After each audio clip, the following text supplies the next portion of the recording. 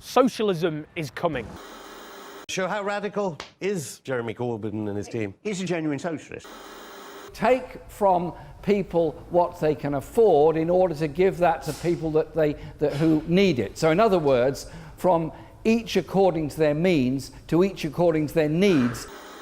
The very richest in our society have had tax breaks, giveaways and tax havens. I tell you what, they're on borrowed time because the Labour government is coming to change things around.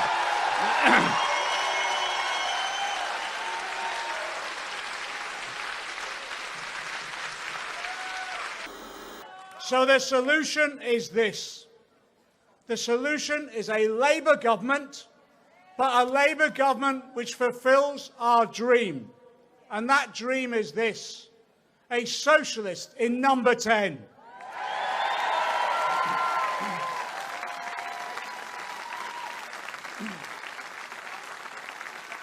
And if he makes the right appointment, hopefully a socialist in number 11. How do we change the system? We've got to demand systemic change. I'm honest with people. I'm a Marxist. You know, this is a classic crisis of the economy, classic capitalist crisis. I've been waiting for this for a generation. For Christ's sake, don't waste it. Publishing these ridiculous smears that have been refuted by Czech officials shows just how worried the media bosses are by the prospect of a Labour government. They're right to be. A free press is essential for democracy, and we don't want to close it down. But instead of learning these lessons, they're continuing to resort to lies and smears. Well, we've got news for them. Change is coming.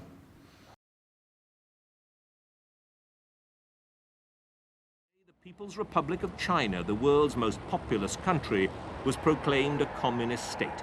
Till that day, the People's Liberation Army, led by Mao Zedong, had fought a bitter civil war against the nationalists. Now they were victorious, and Mao took over the reins of government. In Chinese history books, the period between 1958 to 1961 was the 3 years of natural disasters. But to most historians, it was called the Great Famine. As many as 45 million Chinese died, and it's been largely attributed to poor planning under former Communist Party leader Mao Zedong. This year, on the 50th anniversary of the Great Famine, a history professor at the University of Hong Kong published a book to give a rare look at what happened in that time. Her book contains more than 100 pieces of documents. Some recorded people being beaten to death. Others were more shocking, like evidence of cannibalistic massacres. I went to Xinjiang area in Henan province and Anhui province to do interviews. The survivors there told me almost every village had cannibal incidents, and some people even ate their own children. The Great Famine came amidst Mao's Great Leap Forward campaign, which is known for setting unattainable industrial quotas like steel production. In Henan province, Joe spoke to victims of that period, those stripped of their clothes in public by authorities trying to enforce the quotas. Because it's cold in the winter. If you don't wear clothes, you have to work extremely hard, otherwise you would freeze to death. These women said they had never experienced that kind of humiliation ever since they were born. I suppose some people will judge that on balance, Mao did more good than harm. We can't say that about the Nazis. What was the good bit? Remind me what the good bit was. Serious, well, what was the good that he did that made up for the 60 million people he murdered? Why is it to this day that most people have not heard of the Holodomor? The Holodomor was one of the largest genocides of the 20th century. I think it takes on special significance because it was so long not recognized and was certainly denied by the Soviet government. Holodomor is a Ukrainian word that means death famine. It was not the product of weather, it was not the product of accident. It was created for political reasons in order to ensure that the Ukrainian peasantry and the Ukrainian intelligentsia didn't become a political problem for Stalin. Stalin sought, through the famine, to impose his control on Ukraine. Stalin's trusted envoy, Pavel Postashev, is given sweeping dictatorial powers and sent into Ukraine with an army of secret police to purge the Ukrainian party ranks and to squeeze out the last kernels of grain. 112,000 trusted party members from Russia are now stationed in Ukraine. They guard the standing crops and livestock from the starving, brutally enforcing the law to protect state property. Finally, the starvation tactics that were designed to eliminate the problem of Ukrainian nationalism and Ukrainian peasant rebellion forever. Schools were more or less Russified. All the dictionaries were removed and changed so that the language became closer to Russian. Major Ukrainian communist leaders were either put in jail or forced to commit suicide. Major intellectuals committed suicide. So this was a tragic blow to the Ukrainian peasantry and to the Ukrainian culture and elite. Remember, it took place in more or less 5 to 6 months. Ukraine is literally decimated. The population is devastated, and through that, the culture, the language, the institutions, and everything else. Ahora tenemos una llamada, me dicen, desde Londres tenemos una llamada de un amigo de Venezuela en contacto con Maduro desde Londres. Se trata de Jeremy Corbyn, parlamentario británico, militante y dirigente del Partido Laborista. Jeremy Corbyn, quien nos está llamando desde Londres, y a propósito recordamos a este gran amigo de Venezuela. Adelante, Jeremy, te escuchamos desde Caracas, Venezuela. Un gran abrazo. Muchísimas gracias, presidente. Soy Jeremy Corbyn, el diputado del Parlamento Británico. Así durante la visitante del presidente Chávez en Londres, una manifestación muy grande en Londres. Presidente Chávez, hablamos mucho con Tony Benn y yo y Ken Livingstone, nosotros es el carista británico. Nosotros dice bienvenidos, muy bueno Hugo Chávez durante la visita de Londres. Es un tiempo excepcional para nuestro en Londres. Absolutamente, Tony Benn es una visión de otro mundo del socialismo, otro mundo de paz, otro mundo sin pobres. Es una inspiración para todos y nuestro trabajando es para cambio este mundo. Felicitaciones para ti, señor presidente, y para todo el pueblo de Venezuela también. Gracias, Jeremy, por tu llamada, por tu saludo. Aprovecho esta llamada, bueno. The issues of Venezuela are partly structural because not enough has been done to diversify the economy away from oil. That has to be a priority for the future. But we also have to recognize that there have been effective and serious attempts at reducing poverty in Venezuela, improving literacy and improving the lives of many of the poorest people. It's a city on the edge of destruction, where the poor eat garbage and gangsters rule. Now you left your fingerprints on.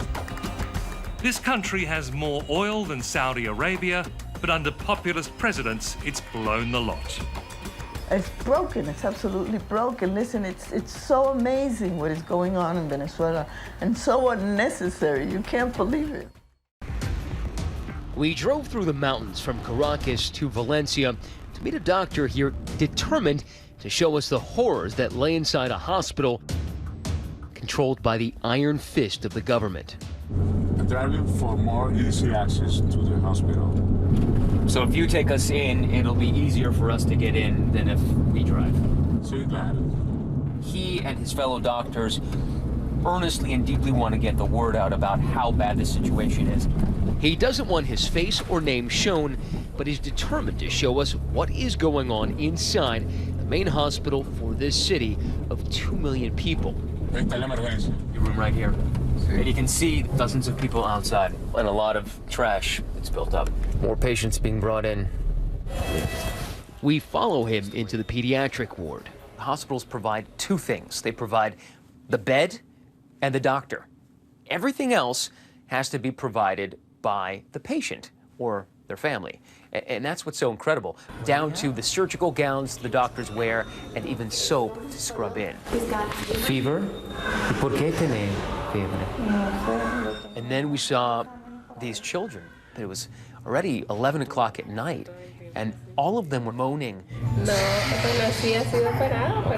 writhing in their beds. Nurses were just standing there. There was nothing they could do. All of these children waiting for medication and additional testing. Little boy called Janikel. She'd been there for over 6 weeks, and it was just heartbreaking. Little Nayali has been suffering from convulsions for months. Her family had to provide everything, and obviously she's been here 6 weeks, and that is very expensive.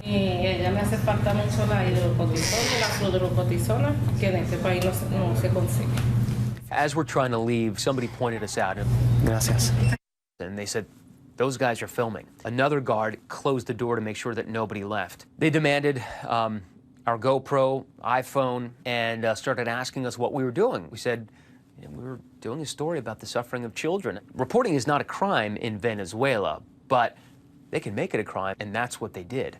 And after they found my mic pack, they handcuffed us, and that's when I realized that we're not going home. I was ordered onto the back of a pickup, and they drove me through these darkened streets to the police station. They demand that I open the phone. I say I'm not going to do it unless I get to call the embassy or ABC News. And then a guy comes in with a dipstick. He's just kind of tapping it against his hand. And I'm thinking, in the middle of the night, what is an officer doing here with a dipstick? And then it dawns on me that this is intimidation. What followed were hours of questioning, the police denying me a phone call and representation. After browbeating me and intimidating me, suddenly the tune started to change. I was made to understand that what they really wanted was a bribe. But then, I'm told that Venezuela's dreaded secret police, the Sabine, would have to be alerted. So it was very, very scary, and we took it very seriously because they are the most notorious agency in Venezuela. When you think of the Sabine, you think the Stasi, you think the KGB. For the next 3 days, they questioned me, asked me to open my phone, and trolled my social media history. I was never harmed, but I was 6 feet away, maybe less, from the bars of what they called the dungeon. There's always a constant reminder of where we could be sent if we fell afoul of these agents. On the 5th night, I was released. I left with only the clothes on my back. On the plane, someone snapped this picture of me. Censura! Censura! I was one of the lucky ones. The Committee to Protect Journalists says hundreds remain behind bars. Venezuela clearly ranks as one of the most repressive countries in the Western Hemisphere. It's a very difficult situation for the press. Because any kind of independent reporting in Venezuela on sensitive issues is considered an attack against the government. News coverage is censored.